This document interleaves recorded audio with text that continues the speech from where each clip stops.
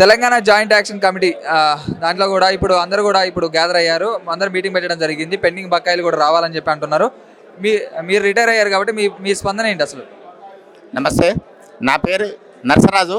నేను Telangana retired gazetted అధికారుల సంఘానికి రాష్ట్ర ప్రధాన కార్యదర్శిగా పనిచేస్తున్నాను. పెన్షనర్లకు సంబంధించిన విషయాల గురించి మేము చాలా ఫైట్ చేస్తున్నాం. గత 10 సంవత్సరాలలో ఉద్యోగస్తులు పెన్షనర్లు చాలా నష్టపోయారు. ప్రభుత్వం లాస్ట్కి ఏమొచ్చిందంటే కనీసం నెల జీతం ఇవ్వాలి, నెల పెన్షన్ ఇవ్వలేని పరిస్థితికి వచ్చేసేసి 1వ తారీఖు నుంచి 15వ తారీఖు 20వ తారీఖు వరకు ఇచ్చే సిచ్యువేషన్ ఉంది. తర్వాత కొత్త గవర్నమెంట్ వచ్చిన తర్వాత పాత గవర్నమెంట్ సంగతి మీకు తెలుసు. ప్రతి విషయంలో కూడా గవర్నమెంట్ పట్టించుకోకపోవడం వల్ల ఉద్యోగస్తులలో కూడా పెన్షనర్లలో కూడా కొంత మనస్పర్ధలుగా బాధపడేసేసి ఆ ప్రభుత్వాన్ని పారదోలే దిశలో మా వంతు కూడా మేము పోషించిన మా కుటుంబ సభ్యులు మేము ప్రస్తుత పరిస్థితుల్లో ఉద్యోగస్తులకు కానీ పెన్షనర్లకు కానీ మొదటి నాడు జీతం ఇస్తారు తప్ప పెన్షనర్గా రిటైర్డ్ అయిపోయి 2 సంవత్సరాలు దాటినా కానీ వాళ్ళు దాచుకున్న డబ్బులు కంప్యూటేషను గ్రాట్యుటీ మొదలగును జీతం అమ్ముకున్నది అసొంటికి సంబంధించిన లక్షల రూపాయలు గవర్నమెంట్ ఇవ్వకపోవడం వల్ల ఒక పర్సన్ రిటైర్డ్ అయిపోయిన తర్వాత అతను ఇల్లు కొనుక్కోవడమో లేకుంటే బిడ్డలకు వాళ్ళకు పెళ్లి చేయడమో ఏదో ఇల్లు కట్టుకోవాలమో ఏదో అటువంటిది ఉంటుంది.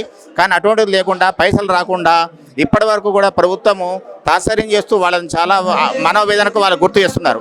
మీకు ఈ మధ్యలో తెలుసు, ఒక సబ్ ఇన్స్పెక్టర్ గారు వారు రిటైర్డ్ అయిపోయిన తర్వాత వాళ్ళ బిడ్డ పెళ్లి చేసేందుకు పైసలు రాకపోతే నేను సూసైడ్ చేసుకుంటానని చెప్పారు. అంటే ప్రస్తుతం రిటైర్డ్ వాళ్ళది పరిస్థితి చాలా దారుణంగా ఉన్నది. ఎందుకంటే వాళ్ళకి రావాల్సిన పెన్షన్లో జీతంలో అంటే సర్వీస్ ఉన్నప్పుడు వచ్చిన జీతంలో 30% మాత్రమే పెన్షనర్కి వస్తుంది.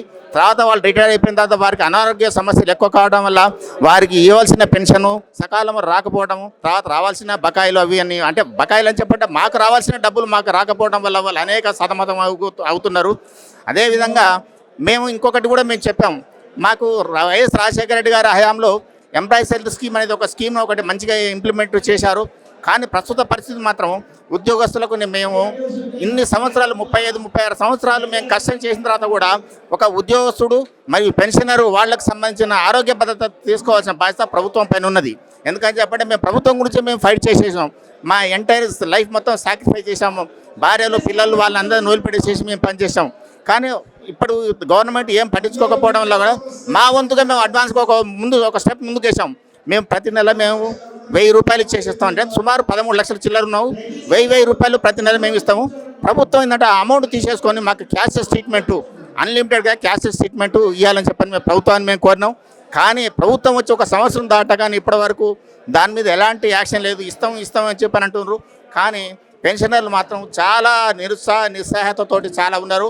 కాబట్టి ప్రభుత్వం వెంటనే ఇమ్మీడియట్గా ఈ యొక్క ఫస్ట్ ఎంప్లాయీస్ హెల్త్ స్కీమ్ని ఇంప్లిమెంట్ చేయాలని చెప్పని ఒక ప్రభుత్వము కార్పొరేట్ హాస్పిటల్కి ఇవ్వలేని పరిస్థితులు ఉంటే అదే నిమ్స్లో చాలా ప్లేసెస్ ఉన్నది. ఆ ప్లేసెస్లో సపరేట్ ఒక బ్లాక్ మంచి పెద్దగా బ్లాక్ కడిచేసేసి మేము ఇచ్చే డబ్బులతోటి అందరి రకాల డాక్టర్లు తర్వాత నర్సులు అందరి కేటగిరీలను వాళ్ళను తీసుకుంటే మాకు ఈ బాధ ఉండదు. మేము ఎందుకంటే కార్పొరేట్ హాస్పిటల్ చుట్టూ తిరగాల్సిన బాధ మాకు ఉండదు. కాబట్టి ప్రభుత్వం ఈ దిశగా కూడా ఆలోచించాలని చెప్పని కోరుకుంటున్నాం. ప్రభుత్వము పెన్షనర్లకు సంబంధించిన ప్రతి విషయాన్ని ఇమ్మీడియట్గానే పరిష్కరించాలని కోరుకుంటూ ఈ యొక్క జేఏసీలో కూడా దీని గురించే మాట్లాడుతున్నాం సార్. అంటే ప్రభుత్వం ఒక 6-7 నెలల్లో కూడా మీ బకాయిలన్నీ కూడా చెల్లిస్తామని చెప్పి అంటున్నారు కదా, మీకే నమ్మకం ఉందా వాటిపైన? అంటే మానవుడు ఆశ అది ఇస్తారని అనుకుంటున్నాం. కానీ కాకుంటే అంత స్పీడ్గా నడుస్తున్నట్టుగా అనిపిస్తలేదు. ప్రభుత్వము ఉచిత స్కీములు ఎక్కువ ఇచ్చేసేసి మాకు చాలా పరిశాన్ చేస్తుంది.